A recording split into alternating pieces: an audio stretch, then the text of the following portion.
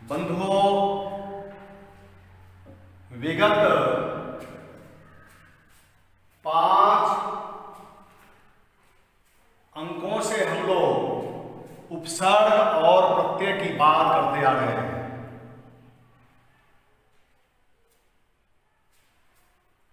उपसर्गों के बारे में बहुत सारी बातें आपके सामने रखी गई।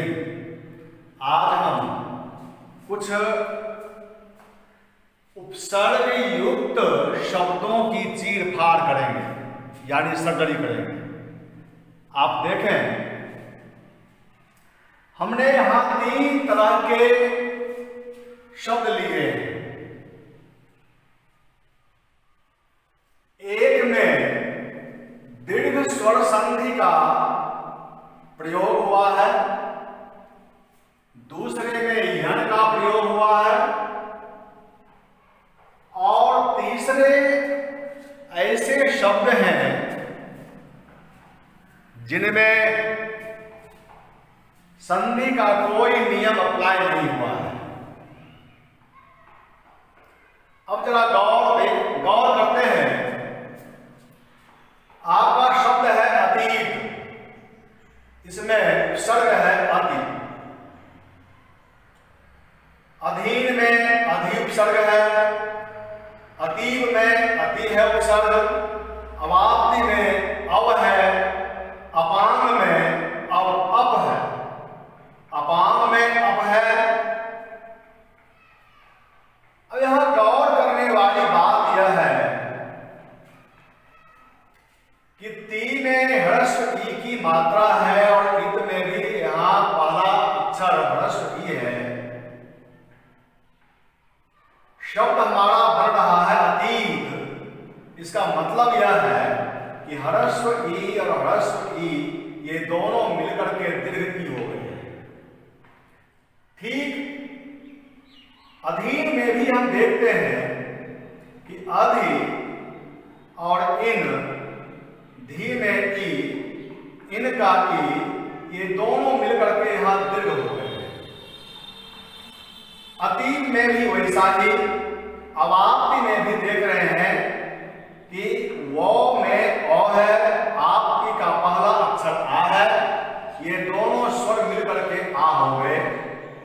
अपांग में भी देख रहे हैं कि अप में ओ अंग का पहला अक्षर ओ और ओ दोनों मिलकर के आ बन गए।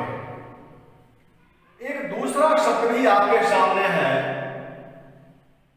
अपंग। देखिए, अपांग और अपंग इन दोनों में अप उपसर्ग ही है। फर्क सिर्फ इतना है कि अपांग में दीर्घ हुआ है, दीर्घ स्वर हुआ है, यानी संधि हुई, और अपंग में उपसर्ग और मूल शब्द सिर्फ जुड़ गए और अर्थ में भी भिन्नता हो गई है। अपांग की स्थिति में इसका अर्थ है आंख की कोर, आंख की कोर, और अपंग का मतलब होता है दिव्यांग या विकलांग।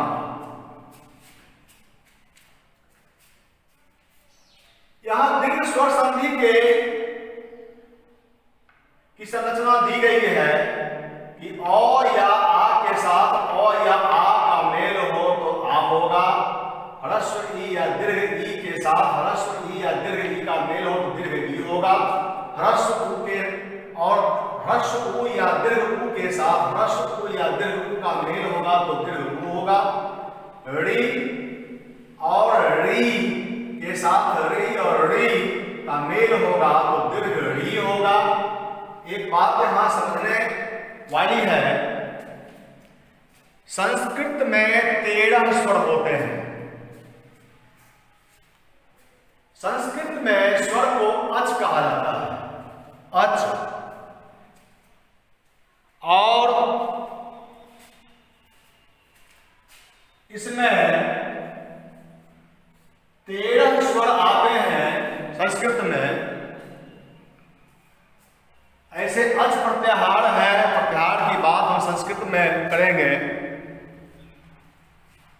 अ ई उ री री ए ऐ ओ औ, ये सारे वर्ण आए अच प्रत्याहार। उस बात की चर्चा भी हम नहीं कर रहे हैं। संस्कृत में अ आ ह्रस्व ई दीर्घ ई ह्रस्व उ दीर्घ उ री री ली ए ऐ ओ और औ, ये 13 स्वर होते हैं। जबकि हिंदी में दीर्घ री और ली का प्रयोग नहीं होता। नियमानुसार तो हम देख रहे हैं कि ह्रस्व री या दीर्घ री के साथ ह्रस्व री या दीर्घ री का मेल होगा तो दीर्घ री हो जाएगा। लेकिन हिंदी में दीर्घ री का प्रयोग आप नहीं करेंगे, लेकिन संस्कृत से जुड़े हुए जो छात्र हैं वे दीर्घ री का प्रयोग करेंगे। जैसे एग्जाम्पल एक है मातृजोर्ऋण। मातृजोर्ऋण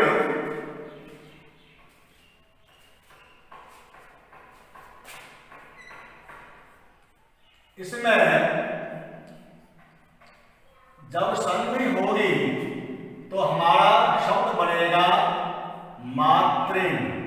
ह्रस्व री लगाएंगे ऐसे और दीर्घ री में फिर एक आपको ऐसे करना पड़ेगा और अणो मातृण।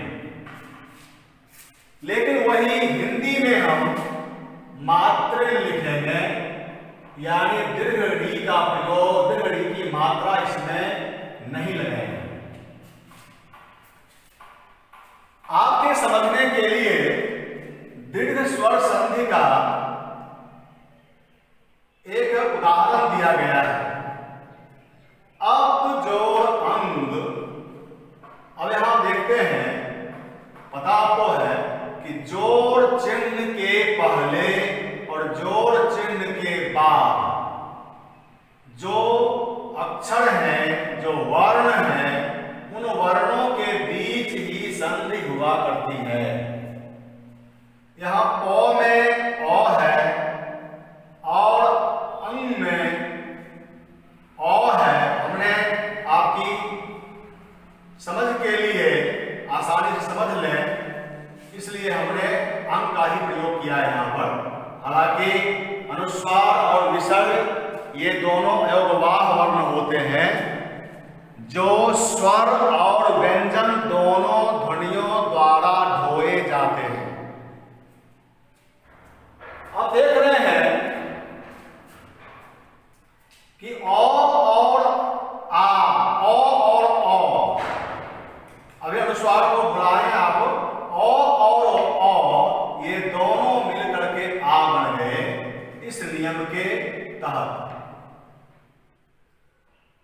अब में से हमने प में से अ को निकाल लिया, बच गया अ पहला अक्षर, और प से अ निकला हुआ है तो प हलन। यहां गो हमारा बचा हुआ है। अब हम अब के प हलंत का संयोग कर देते हैं।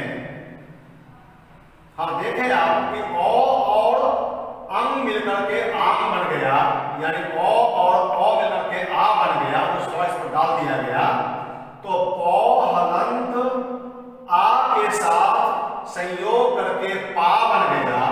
चूंकि आ पर अनुस्वार है इसलिए पा पर अनुस्वार हो गया और गो जो का त्यों है।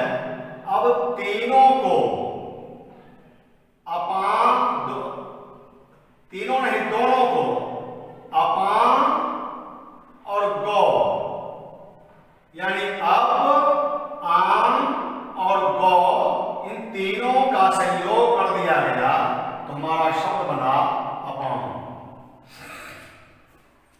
लेकिन संधि नहीं होने की स्थिति में अब और अंग सीधे मिल करके ये अंग जो है, अंग का जो अ है यह विलुप्त हो गया और सीधे अनुस्वार अ पर आ गया। हमारा शब्द बन गया अपंग। जिसका अर्थ हुआ दिव्यांग। अब कुछ हम यन स्वर संधि से संबंधित शब्दों को देखते हैं। अत्याचार, इसमें अति आ ये दो उपसर्ग हैं। जब हम उपसर्गों की बात करेंगे तो इसमें दो उपसर्ग आएंगे, अति और आ। लेकिन जब इसी का संधि विच्छेद किया जाएगा तो हमें लिखना होगा अति जोड़ आचार। बंधुओं, आप कंफ्यूज न करें।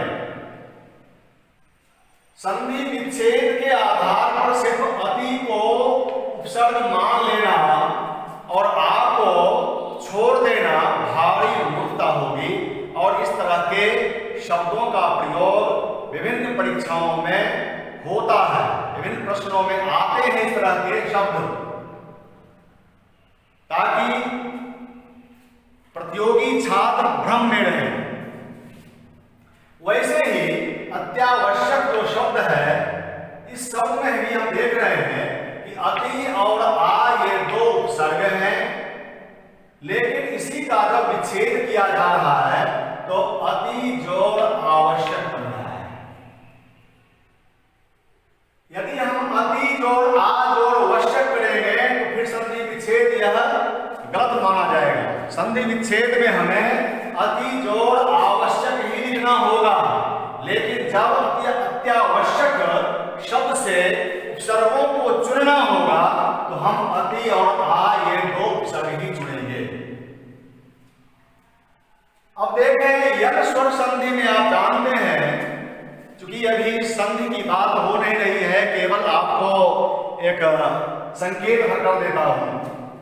यन स्वर संधि में आप जानते हैं कि ह्रस्व ई या दीर्घ ई, ह्रस्व उ या दीर्घ उ और री, इसके बाद कोई भिन्न स्वर का मतलब, जैसे यहां देखें इति जोड़ आदि, ती में ई है और यहां आ है। इसका मतलब यह कि ह्रस्व ई यहां नहीं है, ह्रस्व ई से भिन्न स्वर है।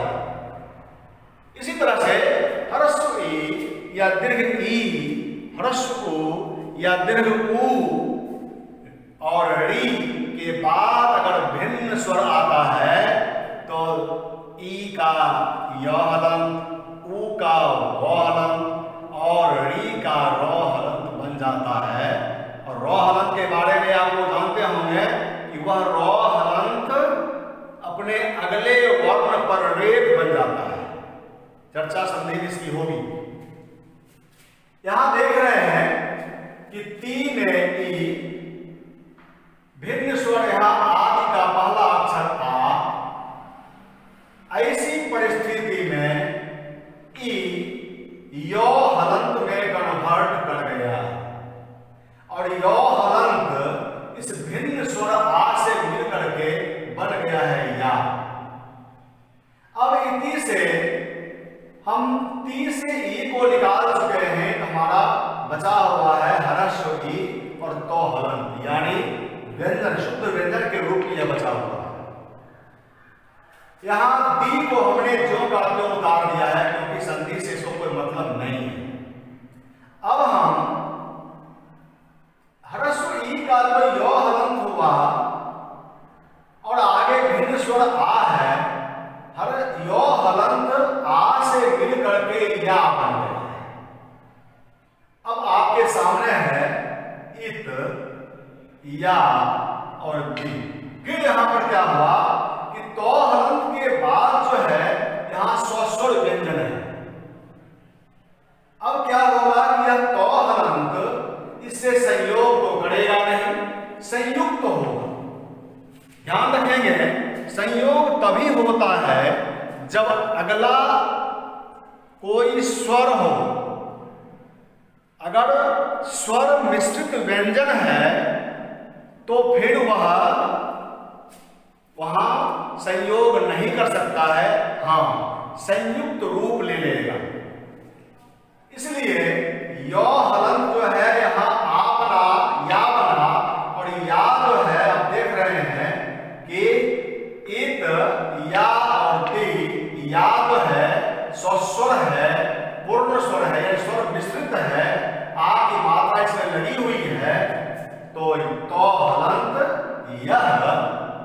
इससे संयुक्त होकर के आपका शब्द बना रहा है इत्यादि।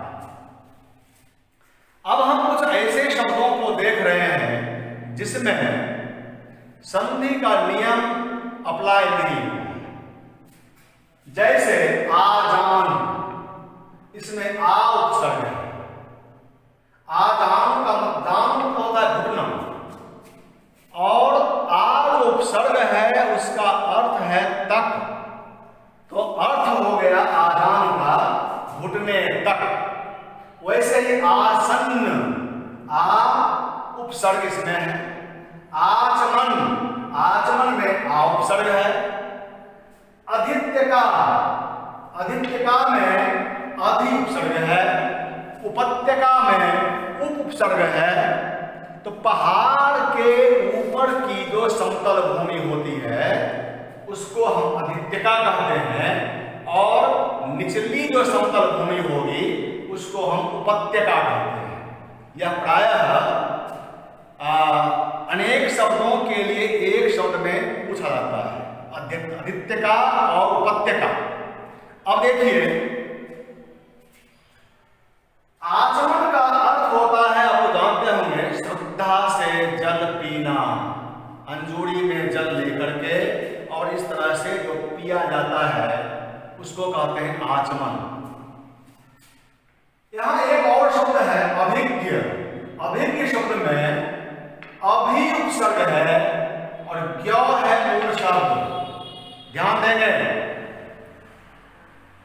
बहुत सारे छात्र भ्रमवश नए समास मानकर अभिज्ञ को या अभिज्ञ का अर्थ लगा बैठते हैं अनजान, जबकि अभिज्ञ का अर्थ होता है जानकार, क्योंकि इसमें अभि उपसर्ग है, और अनजान होता है अनभिज्ञ का, अभिज्ञ का नहीं।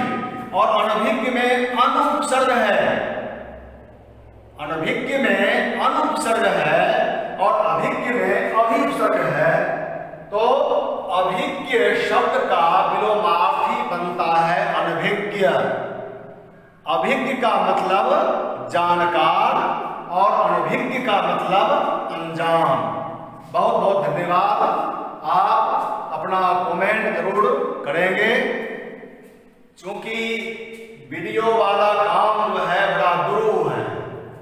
मैं ठहरा एक अध्यापक और कोई वीडियोग्राफी तो है नहीं, वह कला हमारे पास नहीं है और हमने कभी इसकी ट्रेनिंग भी नहीं ली। तो कुछ मित्रों के आदेश से या यह कहें, क्योंकि यह अपेक्षा हुई कि बोर्ड पर लिखकर यदि आप समझाएं तो ज़्यादा संतुष्टि मिलेगी, हम लोग सीखेंगे। और मैं तो यह देख रहा हूँ, यदि ऑडियो सिस्टम से मैं करता तो आज कम से कम आपके सामने 50-60 वर्ड्स जो हैं जरूर रखता, लेकिन ये वीडियो के चक्कर में आप देख रहे हैं कि बहुत चंद शब्दों का यहाँ पर प्रयोग किया गया, आपको बताया गया। बहुत बहुत धन्यवाद।